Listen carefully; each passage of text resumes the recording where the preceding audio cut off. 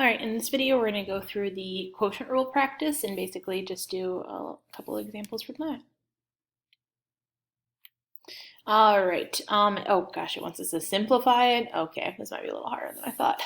So with quotient rule, right, we follow our low D high minus high D low over low squared rule, and so I'll kind of like talk through it as we're doing it. So basically low, so my low function, oops, low, wow.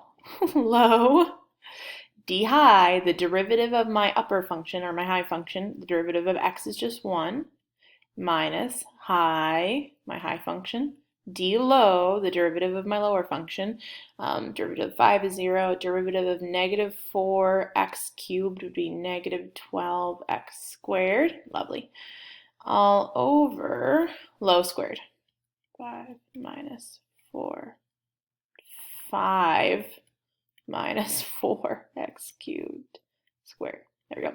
All right, now it wants us to start simplifying.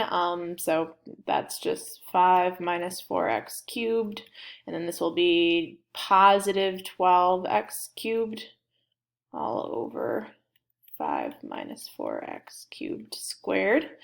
And then we simplify a little bit more. We get 8x cubed plus 5 all over 5 minus 4x cubed squared. Now let's see, I don't know if this is what they mean by simplified form or if they also want us to FOIL the bottom. So we'll do 8x cubed plus 5 divided by 5 minus 4x cubed squared. Nope, it's good with that. So basically they just want you to simplify the numerator. They don't want you to FOIL the denominator. All right, let's try another one.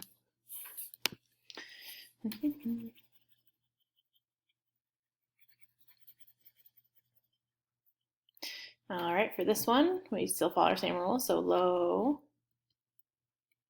d high would just be 6x minus high d low would just be 5 all over low squared. So distribute my 6x, distribute my 5. I'll get 6x plus 30x squared minus, and you gotta distribute that negative, my goodness. So minus 15x squared plus 25, I believe. You don't have to distribute it all in one step either, you could break it down.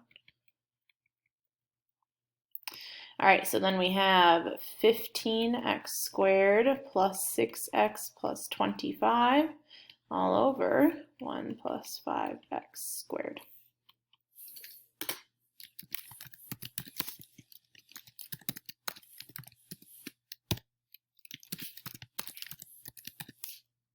Oops. And you'll notice on top, I'm always putting the whole numerator in parentheses because when I do that and then hit the division symbol or my backslash on my keyboard, it'll divide the whole top by the denominator, and if you don't put parentheses, it would just do 25 over that stuff. So cool. All right, so I think that's the gist of it, right? Make sure that you're simplifying your numerator after you're done doing your quotient rule. Thanks, guys.